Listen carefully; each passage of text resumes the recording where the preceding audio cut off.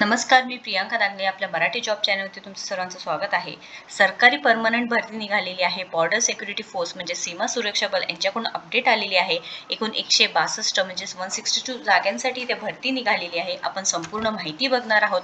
इथे वयोमर्यादा काय लागणार आहे, त्यानंतर इथे कोण कोण अर्ज करू शकता आणि मेन गोष्ट म्हणजे इथे फ्रेशर व अनुभवी दोन्ही उमेदवार इथे अर्ज करू शकणार आहोत. अर्जाची पद्धत कोणती आहे, फी काय आहे, सर्व माहिती आपण या व्हिडिओद्वारे बघणार आहोत. त्यानंतर इथे ॲप्लिकेशन करण्यासाठी जे लिंक्स आहे ते सुद्धा मी तुम्हाला सांगणार आहे. आपल्याकडे PDF सुद्धा आहे. 33 पानी PDF आहे. आपण एक 5 मिनिटात समजून घेणार आहोत. त्याआधी तुम्ही जर आपल्या चॅनलवरती नवीन असाल किंवा पहिल्यांदाच आला असाल तर नक्कीच आपल्या चॅनलला सबस्क्राईब करा.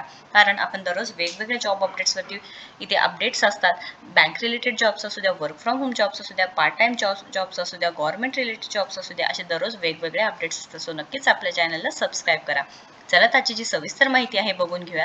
सो इथे BSF म्हणजेच बॉर्डर सिक्युरिटी फोर्स यांच्याकडून ओपनिंग्स निघालेले आहेत. आपण पूर्णपणे माहिती बघणार आहोत. 2 जून 2024 पासून फॉर्म भरण्यास सुरुवात झालेली आहे. ऑनलाईन पद्धतीने इथे फॉर्म भरायचा आहे. अप्लाय हिअरवरती क्लिक करायचं आहे.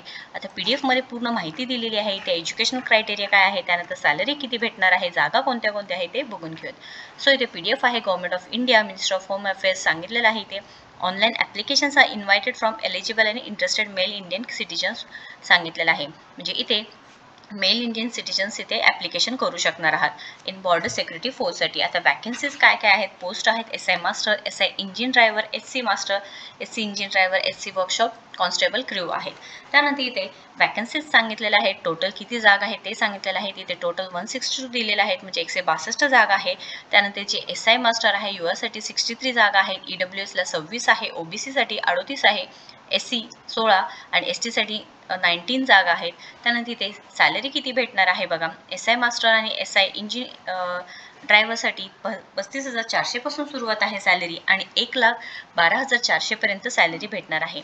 त्यानंतर ते SC master, SC engine driver आणि SC वर्कशॉप यांच्यासाठी 25,000 सॅलरी आहे सुरुवात आणि 81,100 रुपये ते सॅलरी भेटणार आहे. कॉन्स्टेबल क्रूसाठी 21,700 पासून सुरुवात आहे सॅलरी आणि लास्ट 69,100 पर्यंत इथे सॅलरी तुम्हाला भेटू शकणार आहात.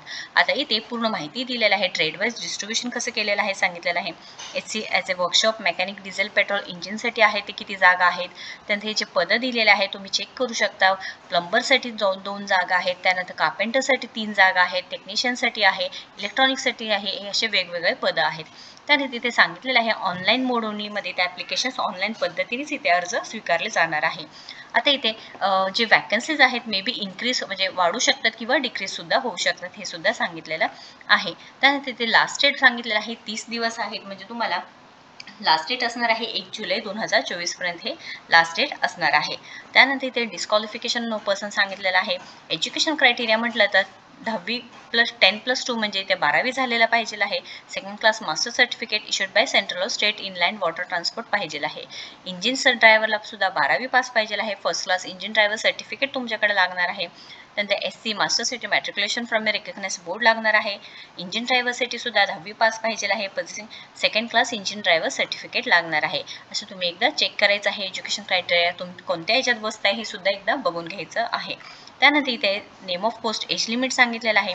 जे SI master, SI engine driver आहे 22 ते 28 वर्ष एज लिमिट दिलेलं आहे आणि बाकीचे जे आहेत SC master, engine driver, workshop क्रूसाठी बिटवीन 20 to 25 म्हणजे 20 ते 25 वर्ष वयोमर्यादा सांगितलेल्या आहेत. एज लिमिट्स तुम्ही इथे बघू शकता. 22 ते 28 वर्ष जे बाकीच्यांसाठी आहे, म्हणजे SI मास्टर, इंजिन ड्रायव्हरसाठी दिलेलं आहे. त्यानंतर इथे बॉन्ड डेट सुद्धा इथे सांगितलेलं आहे, तुम्ही एकदा चेक करून घ्यायचं आहे. त्यानंतर इथे एज रिलॅक्सेशन दिलेलं आहे. जे SC किंवा ST आहे 5 इयर्सचं एज रिलॅक्सेशन आहे. OBC साठी 3 इयर्स, एक्स सर्व्हिसमॅनसाठी 3 years, ex serviceman OBC after deduction the period of the actual military service यांच्यासाठी 6+ इयर्स आहे, म्हणजे 3+3 6 इयर्स आहे. 6 वर्षांचे इथे एज रिलॅक्सेशन आहे, हे सुद्धा सांगितलेलं आहे. त्यानंतर इथे ऑनलाईन ॲप्लिकेशन करायचं आहे. फिजिकल स्टँडर्ड्स आहे ते सुद्धा चेक करायचं आहे. त्यानंतर त्या क्रायटेरियामध्ये बसत असेलच पुढे तुमचं मेडिकल स्टँडर्ड्स पूर्ण सगळे चेक करून घ्यायचं आहे. आयसाईट चेकिंग होणार आहे. अशा वेगवेगळ्या पद्धतीने इथे चेकिंग होणार आहे. सिलेक्शन प्रोसिजर म्हटलं तर वेगवेगळे फेजेस आहे. फर्स्ट फेज आहे ते म्हणजे रिटन एक्झामिनेशन आहे. त्यानंतर सिलेबस दिलेला आहे त्याच्यामध्ये रिटर्न एक्झामिनेशनमध्ये. त्यामध्ये सब्जेक्ट्स असणार आहे general knowledge and awareness 25 marks 25 question. Reasoning ability 25 marks 25 question, numerical ability 25 marks 25 question, trade awareness 25 marks 25 question असणार आहे. टोटल 100 मार्क्स असणार आहे.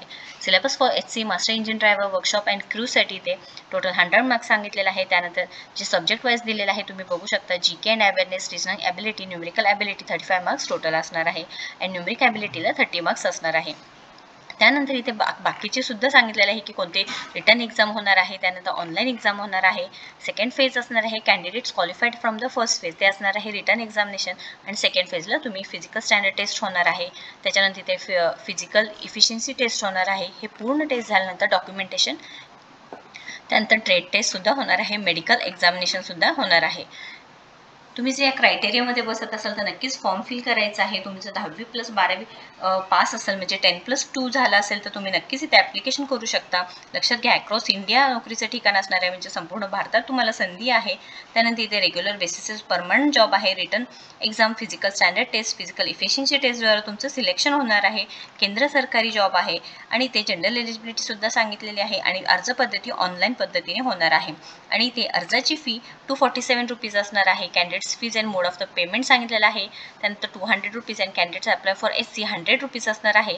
आणि त्या पेमेंट मोडमध्ये एक्झामिनेशन फी 47 सर्व्हिस चार्जेस असणार आहे. म्हणजे net banking of any bank, credit card of any बँकद्वारा तुम्ही करू शकणार आहात. रिक्रुटमेंट सेंटर्स दिलेले आहेत, वेगवेगळे सेंटर्स आहेत, ते सुद्धा तुम्ही एकदा बघून घ्यायचं आहे. म्हणजे कोलकाता आहे, गुवाहाटी आहे, बँगलोर आहे, जालंधर आहे, गांधीनगर आहे, दिल्ली आहे. तुम्ही नक्कीच इथे चेक करायचं आहे. काही क्वेश्चन असेल, अडचण असेल तर नक्कीच कमेंट बॉक्समध्ये विचारा. व्हिडिओ जर आवडला असेल तर नक्कीच लाईक करा, शेअर करा, आपल्या चॅनलला सबस्क्राईब करा. थँक्यू.